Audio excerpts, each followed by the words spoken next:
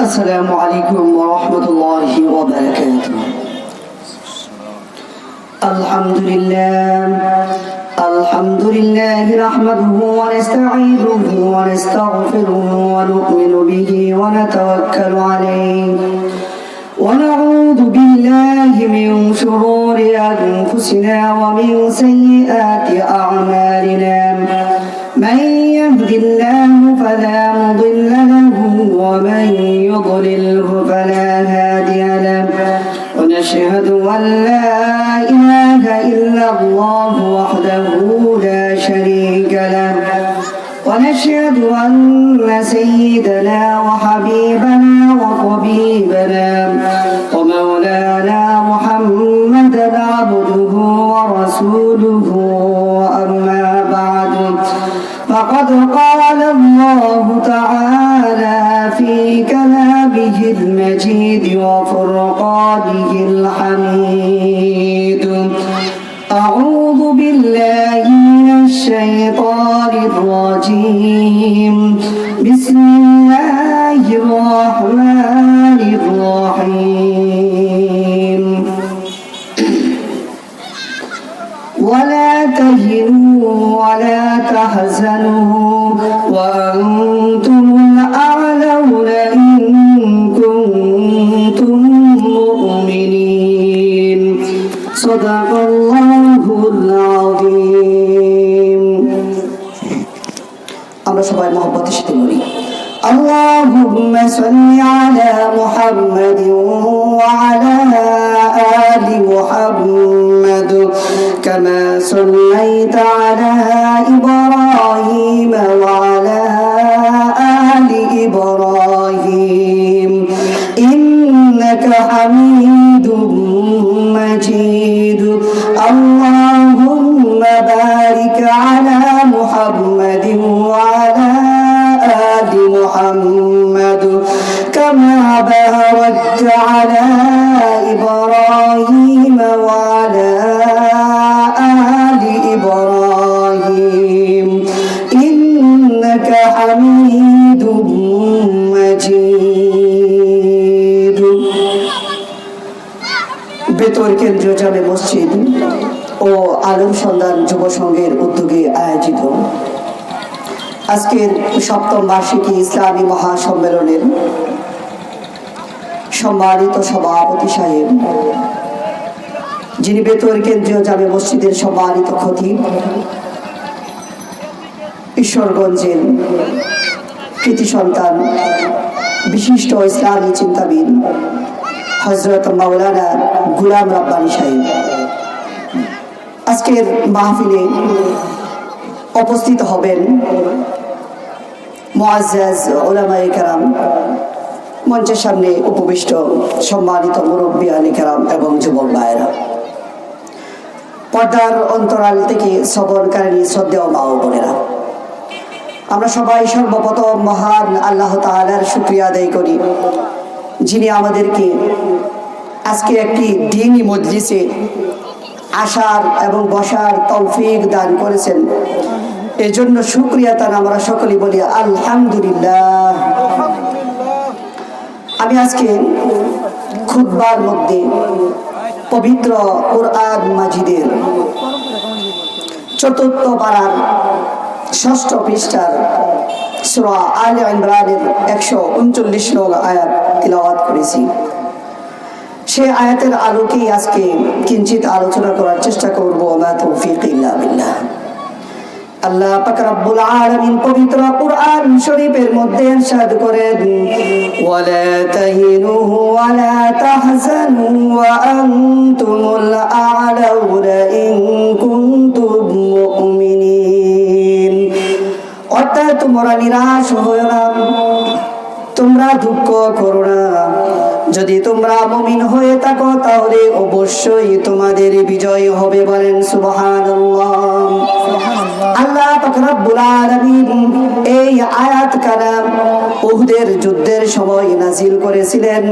উহুদের ময়দানে যখন আল্লাহর রাসূল সাল্লাল্লাহু আলাইহি ওয়াসাল্লাম এবং তার সাহাবায়ে কেরাম যুদ্ধের মধ্যে পরাজিত হয়েছিলেন, সাহাবায়ে কেরাম একজনের সামনে অন্যজনের লাশ পড়ে রয়েছিল।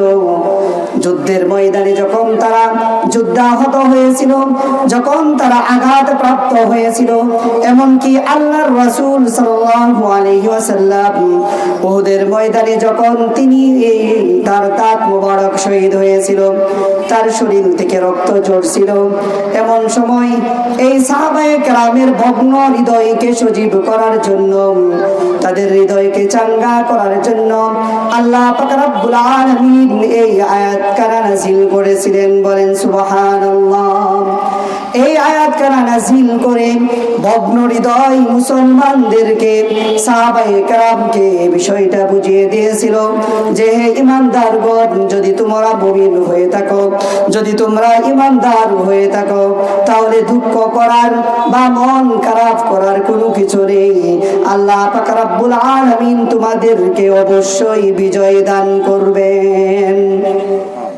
আল্লাহ পাক রব্বুল আলামিন এই আয়াতের মধ্যে মুমিনদেরকে একটা ভবিষ্যৎবাণী দিয়েছিলেন যে তোমরা যদি ঈমানদার হয়ে থাকো, যদি তোমরা মুমিন হয়ে থাকো, তাহলে আল্লাহ পাক রব্বুল আলামিন তোমাদেরকে অবশ্যই বিজয় দান করবেন।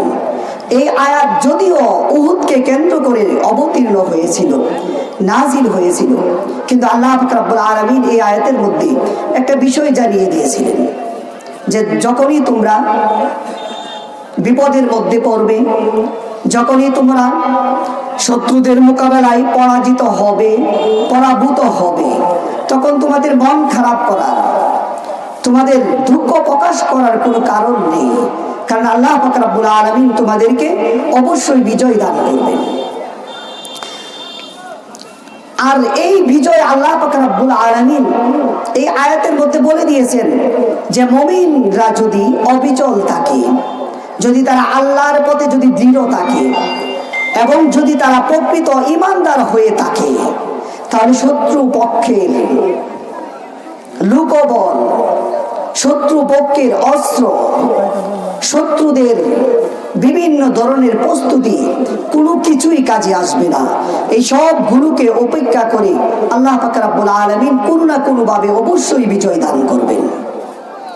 কারণ মানুষের ঈমান যখন খাঁটি হবে, মানুষ যখন প্রকৃত ঈমানদার হবে, মানুষ যখন খাঁটি মুমিন হবে, তখন আল্লাহ পাক রব্বুল আলামিন সকল প্রতিকূলতার মধ্যে, সকল বাধা বিপত্তির মধ্যে আল্লাহ পাক রব্বুল আলামিন ঈমানদারদেরকে অবশ্যই বিজয় দান করবেন। এটা যদি আমরা একটা পরিসংখ্যানের দিকে তাকাই, যে সেটা হলো যে বদরের যুদ্ধ, মুসলমানদের সৈন্য সংখ্যা ছিল মাত্র ৩১৩ জন, অপর পক্ষে কাফেরদের সৈন্য সংখ্যা ছিল ৯৫০ জন, আবার কোন কোন বর্ণনার মধ্যে ১০০০। ব্যবধান কত? প্রায় দ্বিগুণ। তারপর মুসলমানদের বাহন ছিল মাত্র ৭০টি উট, আর কাফেরদের উট ছিল ১৭০টি, প্রায় ১০০ ব্যবধান। মুসলমানদের ঘোড়া ছিল মাত্র ২টি, আর কাফেরদের ঘোড়া ছিল ১০০। মুসলমানদের লৌহ বর্ণ, তাদের যুদ্ধের যে পোশাক ছিল মাত্র ৬টি, আর কাফেরদের লৌহ বর্ণ ছিল ৬০০। ঠিক এরকম ভাবে এই যুদ্ধ একটা অসম একটা যুদ্ধ। ৩১৪ জন মুসলমানদের বিরুদ্ধে কাফের মুশরিক ছিল ৯৫০ অথবা ১০০০।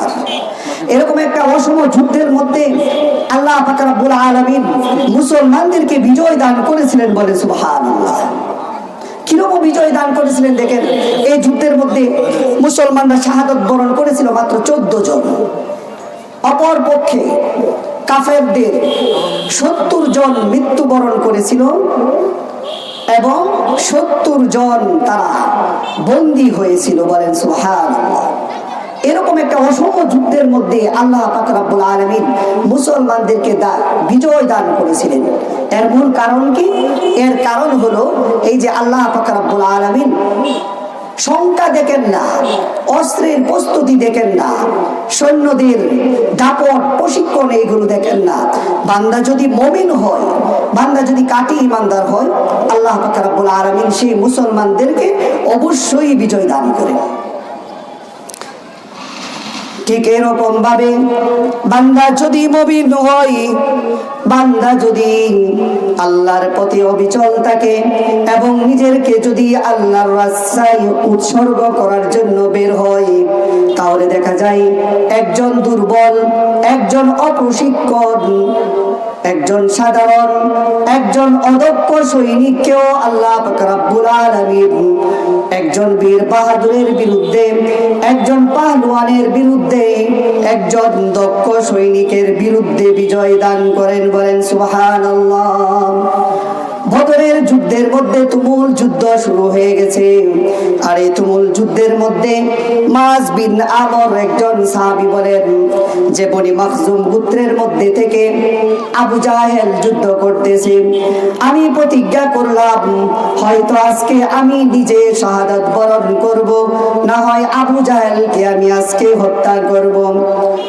হযরত মুআজ বিন আমর বলেন আমি যখন এরকম একটি সিদ্ধান্ত নিলাম, আর এরকম সিদ্ধান্ত নেওয়ার পর যখন আমি বনি মাখজুম গোত্রের দিকে রওনা দিলাম, ইতিমধ্যে মদিনার দুইজন সহোদর, দুই ভাই মুআজ এবং মুআওয়াজ দেখা গেল আব্দুর রহমান বিন আউফের কাছে গেল।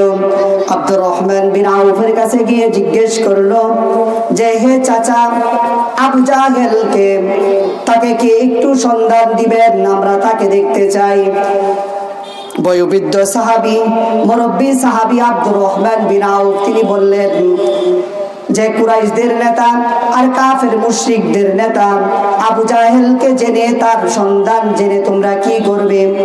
তখন দুইজন সহোদর ভাই বালক, একজন হলো মুআজ আর একজন হলো মুআওয়াজ, উত্তর দিল যে আমরা আবু জাহেলকে দেখব এবং তাকে হত্যা করব। তার কারণ হলো আবু জাহেল সম্পর্কে আমরা জানতে পেরেছি সেই আবু জাহেল আমাদের নবীর বিরুদ্ধে কুৎসা রটনা করে, আমাদের নবীর বিরুদ্ধে গাল বন্ধ করে, আমাদের নবীজির প্রচারিত ধর্মকে আটকে দেওয়ার জন্য, আমাদের নবীজির এই পদযাত্রাকে অবরুদ্ধ করে দেওয়ার জন্য বিভিন্ন ধরনের কৌশল অবলম্বন করে। এই কারণে আজকে এই বদরের যুদ্ধের মধ্যে আবু জাহেলকে হত্যা করার জন্য আমরা দুই ভাই যুদ্ধের মধ্যে অংশগ্রহণ করেছি। বলেন সুবহানাল্লাহ। আব্দুর রহমান বিন আউফ সেই সহোদর দুই ভাইয়ের কথা শুনে তিনি অত্যন্ত আবেগ আপ্লুত হয়ে গেলেন এবং তিনি ইশারা দিয়ে দেখিয়ে দিলেন যে বনি মাখজুম গোত্রের মধ্যে সেই ঘোড়ার মধ্যে আরোহণ করে একজন ব্যক্তি যে দেখা যায়, সেই ব্যক্তি হলো আবু জাহেল। তারপর সেই সহোদর দুই ভাই মুআজ এবং মুআওয়াজ তারা যুদ্ধ করতে করতে শত্রুদের বুকে ভেদ করে তারা বনি মাখজুম গোত্রের মধ্যে তারা প্রবেশ করলো। প্রবেশ করার পর তখন আবু জাহেলের সাক্ষাৎ পেল। আবু জাহেলকে পেয়ে তখন তারা একজন মুআজ আবু জাহেলকে সাক্ষাৎ পেয়ে তরবারি নিয়ে আবু জাহেলের পায়ের মধ্যে আঘাত করলো।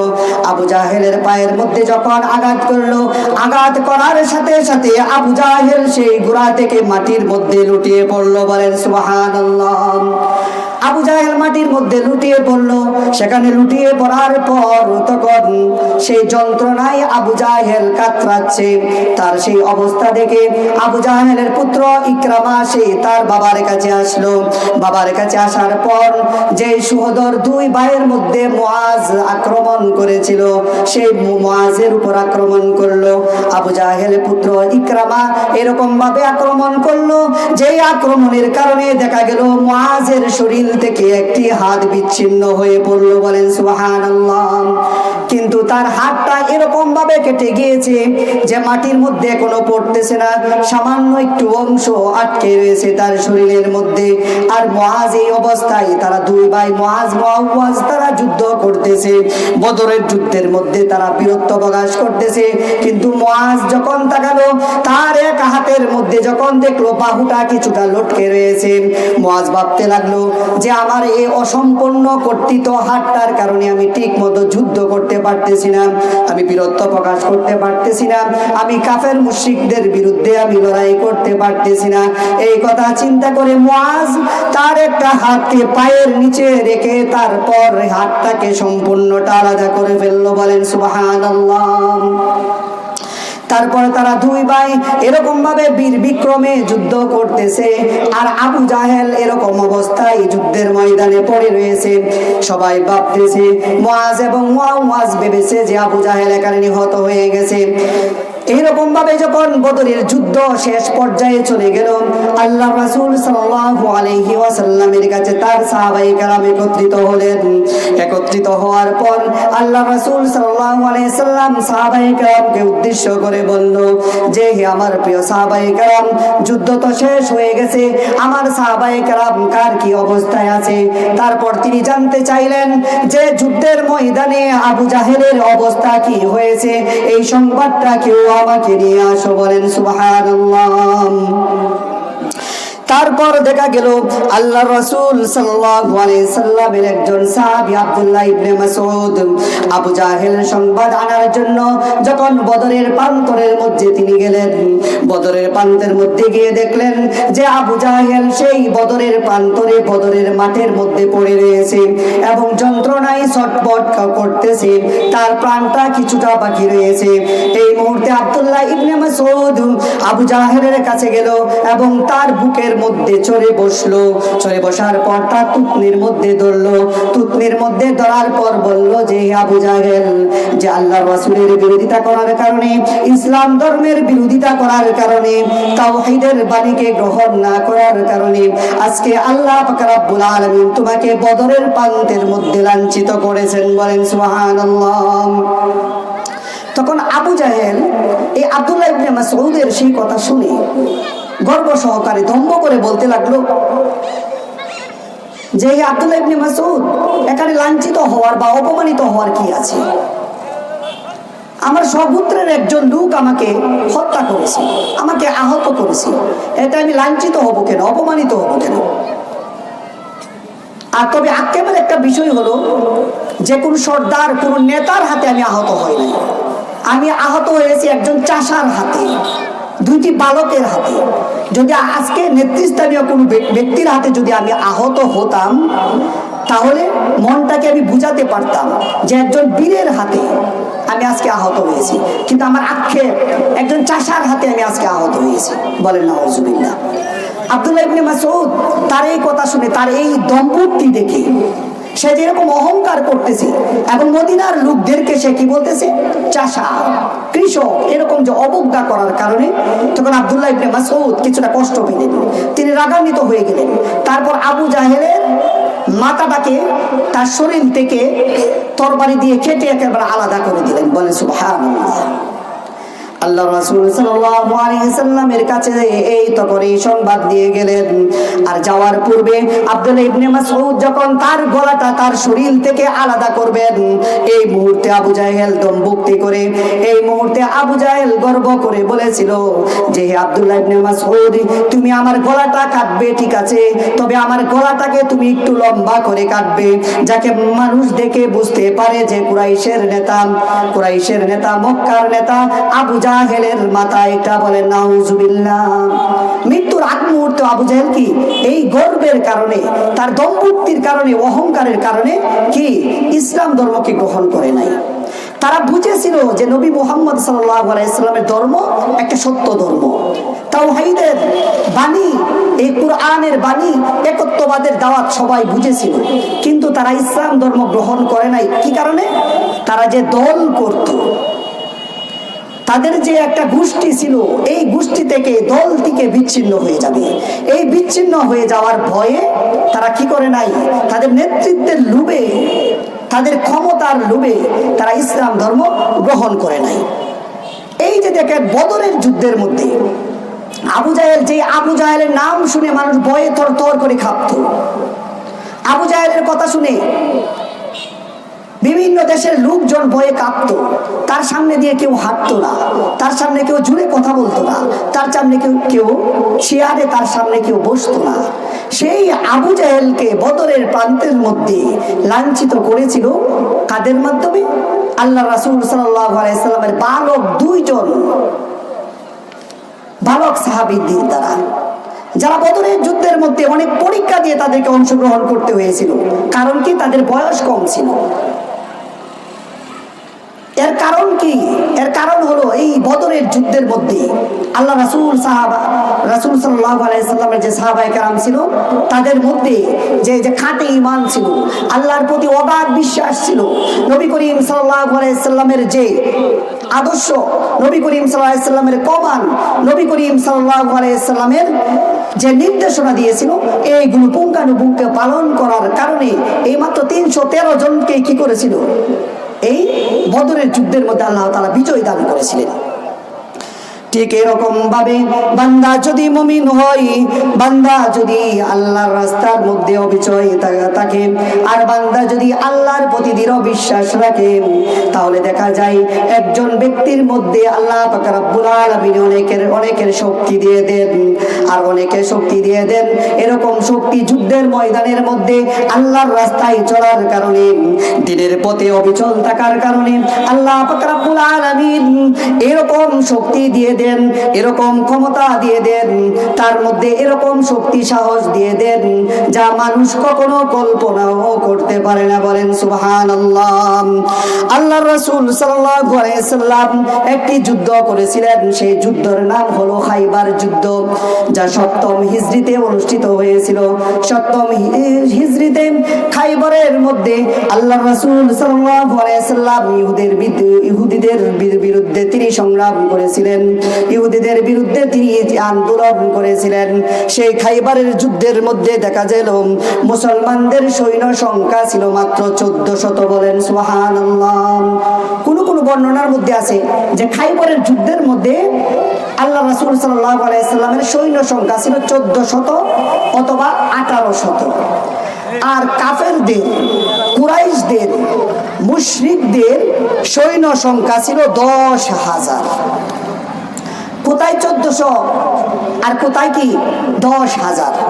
মুসলমানদের তাদের যে পরীক্ষা ছিল দেখেন, মুসলমানদের ঘোড়া ছিল, যুদ্ধের জন্য যে বাহনের দরকার পড়ে সেই ঘোড়া ছিল 100, আবার কোন বর্ণনার মধ্যে 200। আর ইহুদিদের যে তাদের ঘোড়ার সংখ্যা ছিল অনেক বেশি, যেটা মুসলমানদের কি ধারে কাছে ওয়ার পরিমাণ নেই। সেই খাইবরের যুদ্ধের মধ্যে 8টি দুর্গ ছিল। 8টি দুর্গ পর্যায়ক্রমে একটার পর একটা মুসলমানরা কি করেছে? বিজয় করেছে। এই দুর্গগুলো, শত্রুর ঘাঁটিগুলো তারা দখল করেছে। সর্বপ্রথম যখন আন্নেতার দুর্গ যখন দখল করেছে, তারপর আশক দুর্গটা যখন দখল করেছে, দখল করার পর তখন তারা কামুস দুর্গ দখল করবে। আর এই কামুস দুর্গ এটা প্রচুর নিরাপত্তা বেষ্টনীর মধ্যে ছিল, আর এটার মধ্যে ধন দৌলত, অর্থ সম্পদ খুব বেশি পরিমাণ ছিল। এই কারণে এটার মধ্যে মানুষ, তাদের যে ইহুদিরা এটার মধ্যে পরিবেষ্টন করেছিল খুব বেশি। তারা এটাকে মারাত্মকভাবে তারা পাহারা দিতেছিল। সাহাবায়ে কেরাম সেই খাইবরের যুদ্ধের মধ্যে 1-2 করে ব্যক্তিগত উদ্যোগ নিয়ে বারবার সেই কামুস দুর্গটাকে বিজয় করার জন্য তারা রওনা দিয়েছিল, কিন্তু তারা সেই কামুস দুর্গটাকে তারা দখল করতে পারে নাই। আল্লাহ রাসূল সাল্লাল্লাহু আলাইহি সাল্লাম হযরত আবু বকর সিদ্দিক রাদিয়াল্লাহু তাআলা আনহুকে সেখানে পাঠালেন সে কামুস দুর্গটাকে দখল করার জন্য। কামুস দুর্গকে যখন দখল করার জন্য পাঠালেন, হযরত আবু বকর সিদ্দিক রাদিয়াল্লাহু তাআলা আনহু সেটাকে দখল করতে পারেন নাই, তিনি ফিরে এসেছেন। তারপর আল্লাহ রাসূল সাল্লাল্লাহু আলাইহি ওয়াসাল্লাম হযরত ওমর রাদিয়াল্লাহু তাআলা আনহুকে পাঠালেন। ওমর রাদিয়াল্লাহু তাআলা আনহু কামুস দুর্গ বিজয় করতে পারেন নাই। আল্লাহ রাসূল সাল্লাল্লাহু আলাইহি ওয়াসাল্লাম চিন্তিত হয়ে পড়লেন। তিনি তখন ভাবলেন যে কামুস দুর্গটাকে বিজয় করার জন্য হয়তো স্পেশাল কোনো ব্যবস্থা নিতে হবে। তিনি রাত্রিবেলায় ঘোষণা করলেন, হে আমার সাহাবায়ে কেরাম, হে আমার সৈন্যদল, আগামীকালকে আমি কামুস দুর্গ বিজয় করার জন্য এমন ব্যক্তির হাতে আমি পতাকা তুলে দিব যিনি আল্লাহ এবং রাসূলকে ভালোবাসেন এবং আল্লাহ ও তার রাসূলও তাকে ভালোবাসে। বলেন সুবহানাল্লাহ। আর তার হাতে কামুস দুর্গ বিজয় হবে। সাহাবায়ে কেরাম রাত্রিবেলা চিন্তা করতে লাগলেন যে সেই ব্যক্তিটিকে যার হাতে আল্লাহ রাসূল সাল্লাল্লাহু আলাইহি সাল্লাম কামুস দুর্গ বিজয় করার জন্য পতাকা তুলে দিবেন, আর তার হাতে কামুস দুর্গ বিজয় হবে, যেখানে হযরত আবু বকর সিদ্দিক রাদিয়াল্লাহু তাআলা আনহু পরাজিত হয়েছেন, হযরত উমর রাদিয়াল্লাহু তাআলা আনহু পরাজিত হয়েছেন, সেই মহান ব্যক্তিকে। আরো চিন্তা করতে লাগলো, আল্লাহ রাসূল বলেছেন তাকে আল্লাহ এবং রাসূল ভালোবাসে। সেই ব্যক্তিটাকে যাকে আল্লাহ এবং রাসূল ভালোবাসে, তা তো আর জান্নাত পাওয়ার জন্য কি থাকে না, আর কোনো বাকি থাকে না, তিনি তো কি জান্নাত অবশ্যই পাবেন। সবাই ভাবতে লাগলো সেই ব্যক্তিকে। যখন ফজর হয়ে গেল, ফজরের সময় সবাই আল্লাহ রাসূল সাল্লাল্লাহু আলাইহি সাল্লামের কাছে উপস্থিত হলো। উপস্থিত হওয়ার পর আল্লাহ রাসূল সবার মুখের দিকে তাকালেন, একে একে তাকিয়ে তারপর বললেন যে আমার আলী কোথায়, আলীকে ডেকে নিয়ে আসো। বলেন সুবহানাল্লাহ। তখন সেই মজলিস থেকে উত্তর এলো যে হে আল্লাহর রাসূল, আলী রাদিয়াল্লাহু তাআলা আনহু তিনি চক্ষু পীড়ায় ভুগতেছেন, তার চোখ অসুস্থ হয়ে গেছে। আল্লাহ রাসূল সাল্লাল্লাহু আলাইহি সাল্লাম বললেন তুমি আলীকে ডেকে নিয়ে আসো। আলী রাদিয়াল্লাহু তাআলা আনহু সেই মজলিসের মধ্যে উপস্থিত হলেন। উপস্থিত হওয়ার পর আল্লাহর রাসূল তার চোখের মধ্যে নিয়ে তার মুখ থেকে লালা মুবারক লাগিয়ে দিলেন। বলেন সুবহানাল্লাহ। তারপর আলী রাদিয়াল্লাহু তাআলা আনহুর চোখ ভালো হয়ে গেল, আর এরকম ভাবে ভালো হয়ে গেল যে হাদিসের মধ্যে আছে এরপর আলী রাদিয়াল্লাহু তাআলা আনহুর চোখ আর কখনো আক্রান্ত হয় নাই, তার চোখের মধ্যে আর কখনো অসুখ হয় নাই, বরং এই চোখের কারণে বরং আলী রাদিয়াল্লাহু তাআলা আনহু আগের চেয়েও তার চোখ দিয়ে আরো বেশি দেখতে পেতেন। বলেন সুবহানাল্লাহ। হযরত আলী রাদিয়াল্লাহু তাআলা আনহু যখন তার হাতে পতাকা তুলে দেওয়া হলো, যখন তার হাতে ঝান্ডা তুলে দেওয়া হলো, তখন আলী রাদিয়াল্লাহু তাআলা আনহু দায়িত্ব পেয়ে বললেন যে হে আল্লাহর রাসূল, আমি কামুস দুর্গের মধ্যে যাব, আর যতক্ষণ পর্যন্ত তারা ইসলাম ধর্ম গ্রহণ না করবে ততক্ষণ পর্যন্ত আমি আল্লাহর রাস্তায় জিহাদ করতে থাকবো। বলেন সুবহানাল্লাহ। আলী রাদিয়াল্লাহু তাআলা আনহু এই কথা বলার পর নবী করিম সাল্লাল্লাহু আলাইহি সাল্লাম বললেন যে হে আলী, তুমি প্রথম গিয়ে তাদের সাথে যুদ্ধ করবে না, প্রথম গিয়ে তুমি তাদের সাথে লড়াই করবে না, প্রথম গিয়েই তুমি তাদের সাথে সংগ্রাম করবে না, বরং সর্বপ্রথম সেখানকার অধিবাসীদেরকে, সেখানকার মানুষদেরকে তুমি আল্লাহর পথে তুমি তাদেরকে দাওয়াত দিবে, কালিমার বাণী তাদেরকে শোনাবে। যদি একজন ব্যক্তিও যদি ইসলাম ধর্ম কবুল করে নেয়, তাহলে হে আলী তুমি শুনে রাখো, এই যে আরবের যে লাল উটনি আছে, সেই লাল উটনির চাইতেও একজন মানুষ ইসলাম ধর্ম কবুল করা তোমার জন্য উত্তম হয়ে যাবে। বলেন সুবহানাল্লাহ। আরবের মধ্যে এই যে লাল উটনি, এটা দাম ছিল অনেক বেশি। এই কারণে আল্লাহ রাসূল সাল্লাল্লাহু আলাইহি সাল্লাম বলেছিলেন যদি একজন মানুষ যদি তোমার দাওয়াতে ইসলাম ধর্ম কবুল করে, তাহলে এই যে আরবের লাল উটনি এত দামি, এত মূল্য বেশি, এটা চেয়েও একজন মানুষ ইসলাম ধর্ম কবুল করা তোমার জন্য উত্তম হয়ে যাবে। তারপরে দেখা গেল সাহাবায়ে কেরাম সেই কামুস দুর্গটাকে বিজয় করার পূর্বে, ইতিপূর্বে আলী রাদিয়াল্লাহু তাআলা আনহু দায়িত্বপ্রাপ্ত হওয়ার পূর্বে 13 তারিখ থেকে নিয়ে 19 তারিখ পর্যন্ত 7 দিন পর্যন্ত অবরোধ করে রেখেছিলেন, কিন্তু কেউ কামুস দুর্গটাকে, এই শত্রুদের সেই ঘাঁটিটাকে কেউ বিজয় করতে পারে নাই।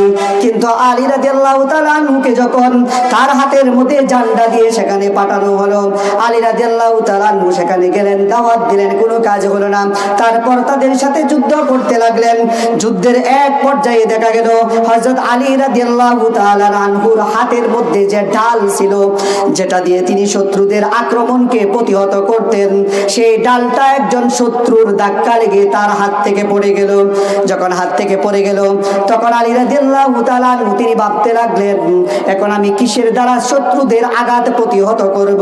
তখন তিনি কামুস দুর্গের মধ্যে হাতকে প্রসারিত করলেন, সেখান থেকে তিনি কামুস দুর্গের মধ্যে যে দরজা ছিল, যে গেট ছিল, একটি গেটকে তিনি তার হাতের মধ্যে উঠিয়ে নিলেন, বলেন সুবহানাল্লাহ। তারপর সেই এই কামুস দুর্গের কপাট দ্বারা দরজা দিয়ে তিনি শত্রুদের আঘাত প্রতিহত করতে লাগলেন। তিনি শত্রুদের কাছে শত্রুদের সাথে তিনি মোকাবেলা করতেছেন, তিনি যুদ্ধ করতেছেন, তিনি সংগ্রাম করতেছেন, বীর বিক্রমে তিনি প্রতিহত করতেছেন। এরকম দেখা গেল খাইবর দুর্গ, তারপর খাইবরের মধ্যে সে কামুস দুর্গ আল্লাহ পাক রব্বুল আলামিন হযরত আলী রাদিয়াল্লাহু তাআলা আনহুর হাতে বিজয় করেছিলেন, বলেন সুবহানাল্লাহ। তারপর যখন যুদ্ধ শেষ হলো, আলী রাদিয়াল্লাহু তাআলা আনহুর হাত থেকে সেই কপাটটা নিচের দিকে ফেলে দিলেন। তিনি ভাবতে লাগলেন, এত বড় একটা কপাট, এত বড় একটা দরজা তিনি কিভাবে হাতের মধ্যে উঠিয়ে নিয়েছিলেন। যুদ্ধ যখন শেষ হলো, যুদ্ধ শেষ হয়ে যাওয়ার পর যখন এই কামুস দুর্গটাকে এই আল্লাহর রাসূল সাল্লাল্লাহু আলাইহি সাল্লামের হস্তগত হলো, তখন সেই কামুস দুর্গটাকে যখন মেরামত করবেন, যখন সেটাকে নির্মাণ করবেন, নির্মাণ করার সময় এই কপাটটা যখন দরজাটা যখন আবার কামুস দুর্গের মধ্যে লাগাবেন, তখন সেই দরজাটাকে এই উঠিয়ে সেই স্থানের মধ্যে রাখতে 8 জন যুবকের প্রয়োজন পড়েছিল। কতজন যুবক? 8 জন যুবকের প্রয়োজন পড়েছিল। 8 জনের কমে সেই দুর্গের কপাটটাকে, দরজাটাকে মাটি থেকে কেউ উঠাতে পারেন নাই। একজনের মধ্যে কতজনের শক্তি দেওয়া হয়েছিল? 8 জনের শক্তি। যে আলী রাদিয়াল্লাহু তাআলা সেটাকে হাতের মধ্যে তুলে তিনি কি করতেন? ঘুরাতেন। শত্রুরা আঘাত করলে সেটা দ্বারা তিনি আঘাতকে প্রতিহত করতেন। আর যুদ্ধের পরে কোন কোন বর্ণনার মধ্যে আছে আল্লাহ রাসূল সাল্লাল্লাহু আলাইহি সাল্লাম আলীকে বলেছিল, আলী তুমি এটাকে উঠাও তো, দেখি উঠাতে পারো কিনা। আলী রাদিয়াল্লাহু তাআলা বারবার চেষ্টা করেছেন, কিন্তু সেটাকে বিন্দু মাত্র নড়াতে পারেন নাই। কিন্তু সেই যুদ্ধের মধ্যে আল্লাহর রাস্তার মধ্যে যখন তিনি সংগ্রামে লিপ্ত হয়েছিলেন, তখন আল্লাহ রাব্বুল আলামিন হযরত আলী রাদিয়াল্লাহু তাআলার মধ্যে এই যে এত যে শক্তি দান করেছিল, সেটা কে দিয়েছিলেন? আল্লাহ তাআলা দিয়েছিলেন। কেন? তিনি আল্লাহর রাস্তায় সংগ্রাম করার জন্য, আল্লাহর রাস্তায় যুদ্ধ করার জন্য তিনি নেমেছিলেন, এবং তার ঈমান ছিল মজবুত, তার ঈমান ছিল খাঁটি। ঠিক তদ্রূপভাবে আজও পর্যন্ত যদি ইসলামের কাজ করতে গিয়ে, ইসলামের কোনো সাহায্য সহযোগিতা করতে গিয়ে মানুষ যদি কোনো বিপদের মধ্যে পড়ে, মানুষ যদি কোনো ধরনের সংঘাতের মধ্যে লিপ্ত হয়, মানুষ ধরে কোনো খারাপ পরিস্থিতির মধ্যে পড়ে, তাহলে আল্লাহ পাক রব্বুল আলামিন তাকে সেই বিপদ থেকে উদ্ধার করবেন, এবং তার যা প্রয়োজন সব কিছু আল্লাহ পাক রব্বুল আলামিন তাকে দিয়ে সাহায্য করবেন, বলেন সুবহানাল্লাহ। ঠিক তদ্রূপভাবে বান্দা যদি আল্লাহ পাক রব্বুল আলামিনের প্রতি খাঁটি ইমানদার হয়, তিনি যদি তার রাস্তার মধ্যে অবিচল থাকে, তাহলে আল্লাহ পাক রব্বুল আলামিন একজন ইমানদার ব্যক্তিকে সর্বক্ষেত্রে তিনি সাহায্য সহযোগিতা করবেন। এমনকি পানির মধ্যে, সমুদ্রের মধ্যে তাকে সাহায্য সহযোগিতা করবেন, তাকে মাটির মধ্যে, জমিনের মধ্যে তাকে সাহায্য সহযোগিতা করবেন। যত ধরনের বিপদ আপদ আছে, সব ধরনের বিপদ আপদ থেকে আল্লাহ পাক রব্বুল আলামিন তাকে সাহায্য সহযোগিতা করবেন। এমনকি রাষ্ট্র ক্ষমতার বিরুদ্ধে আল্লাহ পাক রব্বুল আলামিন তাকে সাহায্য সহযোগিতা করবেন। অগণিত অসংখ্য সৈন্যদের বিরুদ্ধেও আল্লাহ পাক রব্বুল আলামিন তাকে সাহায্য সহযোগিতা করবেন, বলেন সুবহানাল্লাহ। আমরা মূসা আলাইহিস সালামের কাহিনী, আমরা ঘটনা জানি। মূসা আলাইহিস সালাম, তার গোত্রের লোকের নাম ছিল বনি ইসরাইল। আরে বনি ইসরাইলকে ফেরাউন সব সময় কি করত? অত্যাচার নির্যাতন করত। যখন অত্যাচার নির্যাতন যখন একটা শেষ সীমায় পৌঁছে গেল, যখন আর মূসা আলাইহিস সালামের জাতি যখন তার অত্যাচার আর নির্যাতন সহ্য করতে পারে নাই, তখন আল্লাহ পাক রব্বুল আলামিন মূসা আলাইহিস সালামকে এবং বনি ইসরাইলকে বলল যে, হে আল্লাহর নবী মূসা আলাইহিস সালাম, আপনি বনি ইসরাইলদেরকে নিয়ে রাত্রি বেলায় আপনি সিরিয়ার দিকে, শামের দিকে আপনি চলে যান, বলেন সুবহানাল্লাহ। এবং আপনি গোপনে গোপনে যাবেন, সেটা যাতে কোনো মানুষ যাতে টের না পায়।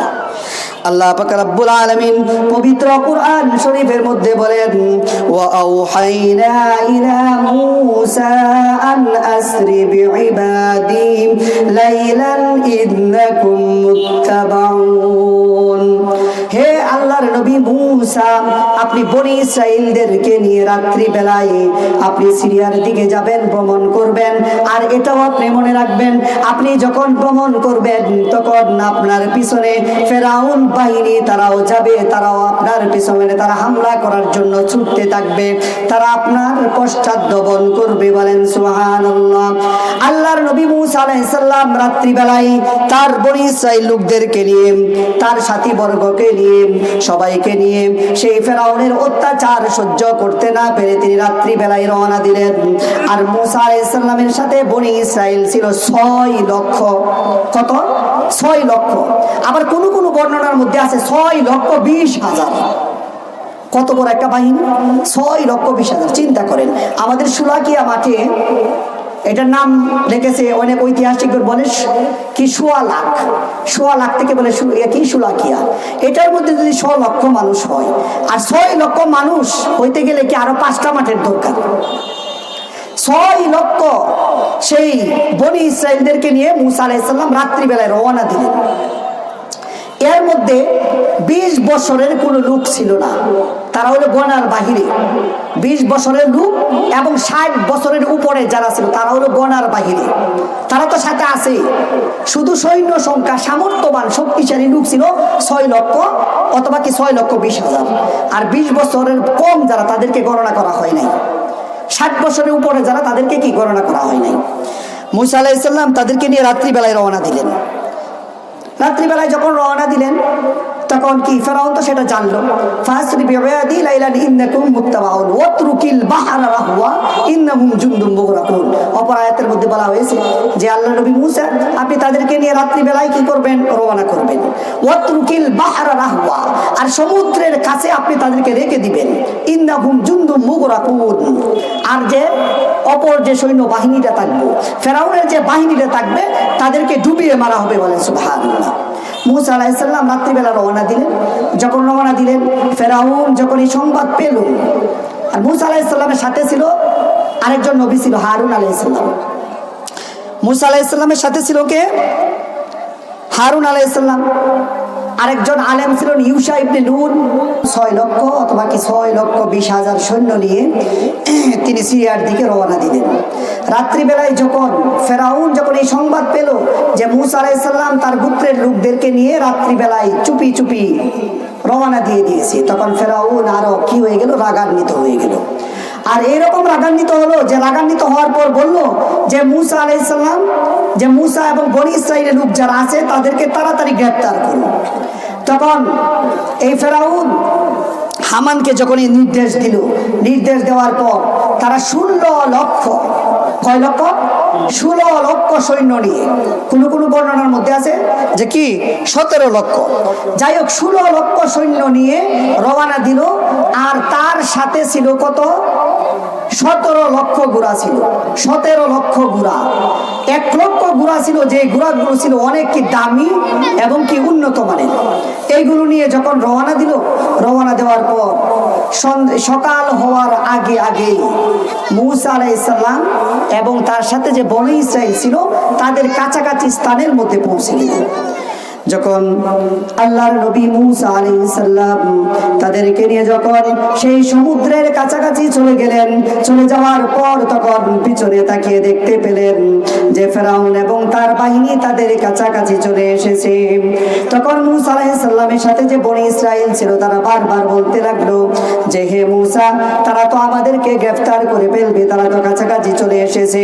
তারা আরো বলতে লাগলো যে তুমি জন্ম নেওয়ার পূর্বে ফেরাউন আমাদেরকে অনেক অত্যাচার নির্যাতন করেছে, আর এখন অত্যাচার নির্যাতন করতেছে, এখন আমরা কিভাবে বাঁচবো? ফেরাউন তো আমাদেরকে পাকড়াও করে নেবে। এই কথা যখন বলল তখন মুসা আলাইহিস সালাম তাদেরকে বললেন কাল্লা ইন্না বায়া রাব্বি সায়াহদিন, কখনো নয়, কারণ আমাদের সাথে আছেন আমাদের পরওয়ারদিগার, আর তিনি আমাদেরকে সুন্দর পথ বলে দিবেন, আমরা কিভাবে তাদের হাত থেকে রক্ষা পাবো। বলেন সুবহানাল্লাহ। সমুদ্রের কাছাকাছি যখন চলে গেলেন, চলে যাওয়ার পর যখন তারা একেবারে কাছাকাছি চলে আসলো, তখন তাদের মধ্যে যে একজন নেককার ব্যক্তি ছিল, সেই নেককার ব্যক্তি ছিল ফেরাউনের বংশধর। সেই ব্যক্তি মুমিন হয়ে গিয়েছিল। মূসা আলাইহিস সালামের কথা তিনি মেনে নিয়েছিলেন। আর যখন মেনে নিয়েছিলেন, তখন মূসা আলাইহিস সালাম সেই ব্যক্তিটি বারবার চেষ্টা করেছিল সমুদ্রের মধ্যে তিনি রওনা দিবেন। তিনি তার ঘোড়াটা নিয়ে সেখানে যাওয়ার জন্য তিনি প্রস্তুতি নিতেছেন, কিন্তু কোনো কিছু হয় না। যখন ফেরাউনের বাহিনী একেবারে মূসা আলাইহিস সালামের কাছে চলে আসলো, চলে আসার পর তখন আল্লাহ তাআলা মূসা আলাইহিস সালামকে নির্দেশ দিলেন যে, হে আল্লাহর নবী মূসা, আপনি আপনার লাঠিটা নিয়ে আপনি সমুদ্রের মধ্যে আঘাত করুন। বলেন সুবহানাল্লাহ। মূসা আলাইহিস সালাম যখন তার হাতের লাঠিটা নিয়ে তিনি যখন সমুদ্রের মধ্যে আঘাত করলেন, আঘাত করার সাথে সাথেই সেখানে 12টি পথ হয়ে গেল সমুদ্রের মাঝখান দিয়ে। কয়টি পথ হলো? 12টি পথ। কারণ মূসা আলাইহিস সালামের সাথে যে বনী ইসরাইল ছিল, তারা 12টা দলে বিভক্ত ছিল। তারা 12টা সম্প্রদায়ের লোক ছিল, 12টা গোত্রের লোক ছিল, 12টা বংশের লোক ছিল। যখন তিনি আঘাত করলেন, 12টা পথ হয়ে গেল। পথ হয়ে যাওয়ার পর তখন কি মূসা আলাইহিস সালাম সেই পথ দিয়ে যাবেন, কিন্তু পিচ্ছিল রাস্তা, সেই রাস্তা দিয়ে তিনি কিভাবে যাবেন? সমুদ্রে পথ হলে তো সেই রাস্তা পিচ্ছিল হয়ে যায়। আল্লাহ তাআলা পশ্চিমা বায়ুকে নির্দেশ দিল যে, বায়ু, হে বাতাস, তুমি মূসা এবং বনী ইসরাইলের জন্য তোমার এই পথটা দিয়ে তুমি অতিবাহিত হয়ে সেই পথটাকে তুমি শুকিয়ে ফেলো। বলেন সুবহানাল্লাহ। পথটা শুকিয়ে গেল। শুকিয়ে যাওয়ার পর মূসা আলাইহিস সালাম এবং তার সাথে যে 6 লক্ষ বা 6,20,000 বনী ইসরাইল ছিল, সবাই একসাথে রওনা দিল। বলেন সুবহানাল্লাহ। কোনো কোনো বর্ণনার মধ্যে আছে, যদিও বর্ণনাটা কি একটু সংশয়পূর্ণ, দুর্বল, যে এক গোত্র যখন এক পথ দিয়ে যাইতেছে, 12টা উপদল 12টা রাস্তা দিয়ে যাইতেছে, তখন এক গোত্র ভাবতে লাগলো যে আমার অপর গোত্রের লোকেরা কি ঠিক আছে কিনা, তারা হয়তো সমুদ্রের মধ্যে নিমজ্জিত হয়ে পড়েছে, তারা ডুবে পড়েছে, এরকম চিন্তা করতে লাগলো। তখন আল্লাহ পাক রব্বুল আলামিন এই যে পথ হয়ে গেছিল সমুদ্রের মাঝখান দিয়ে 12টা পথ, এই পথের মধ্যে কাঁচের মতো একটা ব্যবস্থা করে দিলেন, যে একদিকের লোক আর এক দিক দিয়ে কি দেখতেছে, যে তারাও কি এই দিক দিয়ে অতিক্রম করতেছে। বলেন সুবহানাল্লাহ। মূসা আলাইহিস সালাম যখন চলতেছেন, চলার পথে মূসা আলাইহিস সালামকে উঠে পড়লেন।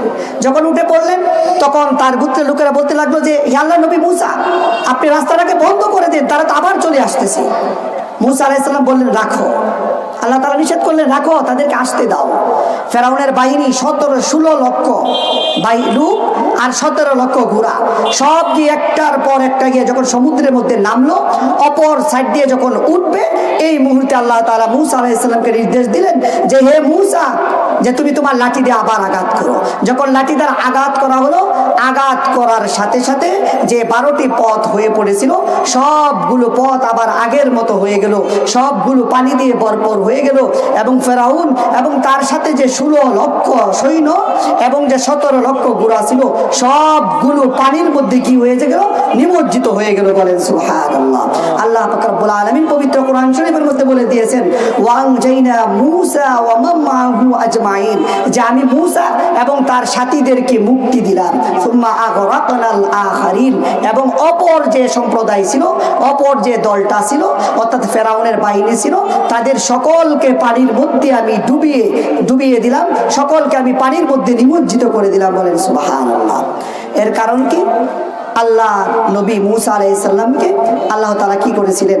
আল্লাহর প্রতি অঢেল বিশ্বাস, আস্থা থাকার ফলে তাকে এইরকম একটা সুযোগ করে দিয়েছিলেন, যেই সুযোগের কারণে, আল্লাহর প্রতি আস্থা থাকার কারণে সমুদ্রের মধ্যে পর্যন্ত আল্লাহ তাআলা পথ করে দিয়েছিলেন। এই কারণে আমরা দুনিয়াতে যখন চলবো, আমরা যখন দুনিয়াতে যখন ফিরবো, তখন বিভিন্ন ধরনের সমস্যা আসবে, বিভিন্ন ধরনের বাধা বিপত্তি আসবে, বিভিন্ন ধরনের যাতনা আসবে। এই সবগুলোর মধ্যে যদি আমাদের ঈমান যদি খাঁটি থাকে, যদি আমরা যদি আল্লাহর প্রতি এবং আল্লাহ রাসূল সাল্লাল্লাহু আলাইহি সাল্লামের আদর্শের প্রতি যদি আমরা অটল থাকি, অনড় থাকি, তাহলে আল্লাহ পাক রব্বুল আলামিন সর্বক্ষেত্রে আমাদেরকে সাহায্য সহযোগিতা করবেন। বলেন সুবহানাল্লাহ। এই কারণে আমি প্রথমেই পড়েছিলাম যে কি সূরা আলে ইমরানের 139 নম্বর আয়াত পাঠ করেছিলাম, ওয়ালা তাহিনু ওয়ালা তাহজানু ওয়া আনতুমুল আ'লাউনা ইন কুনতুম মুমিনিন। অর্থাৎ তোমরা নিরাশ হও না, আর তোমরা দুঃখ প্রকাশ করো না। যদি তোমরা ঈমানদার হয়ে থাকো তাহলে তোমরা অবশ্যই বিজয়ী হবে। বলেন সুবহানাল্লাহ। এখন আমাদেরকে কি হতে হবে? ঈমানদার হতে হবে। এখন ঈমানদার হতে হলে আল্লাহ পাক রব্বুল আলামিন ঈমানদারের 5টা গুণ বর্ণনা করেছেন অপর আয়াতের মধ্যে। কি?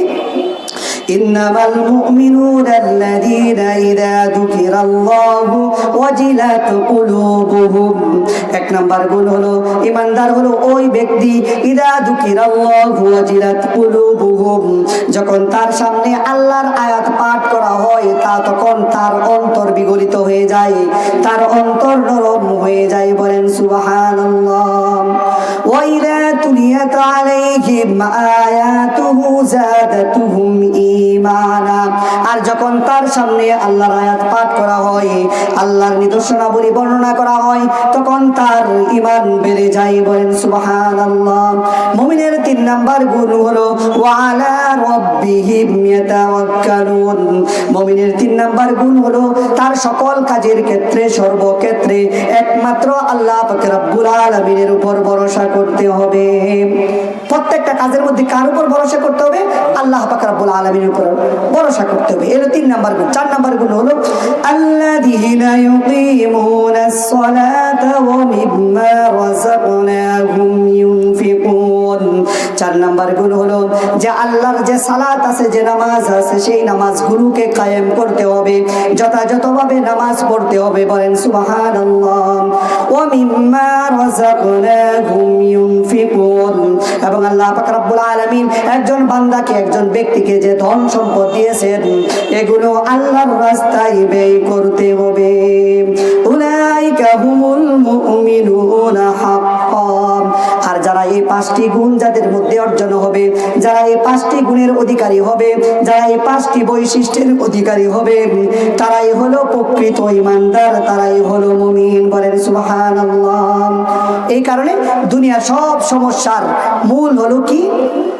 ঈমান খাঁটি থাকতে হবে, পাক্কা ঈমানদার হতে হবে, খাঁটি মুমিন হতে হবে। যদি খাঁটি মুমিন হন আর যদি আল্লাহর রাস্তায় কাজ করেন, তাহলে আল্লাহ পাক রব্বুল আলামিন আমাদের সকলকে প্রত্যেকটা কাজের মধ্যে তিনি কি বিজয় দান করবেন, প্রত্যেকটা কাজের মধ্যে আমাদের কি করবেন? সফলতা দান করবেন। এই কারণে আমাদের ঈমানকে খাঁটি করতে হবে। আর ঈমান খাঁটি ঈমানদারের কি 5টা গুণ বর্ণনা করলাম, এই 5টা গুণকে আমাদের মধ্যে অর্জন করতে হবে। আল্লাহ পাক রব্বুল আলামিন আমাদের সকলকে খাঁটি মুমিন হওয়ার এবং মুমিনের যে বৈশিষ্ট্য আছে এগুলো অর্জন করা তৌফিক দান করুন। সকলে বলে আমিন। আসসালামু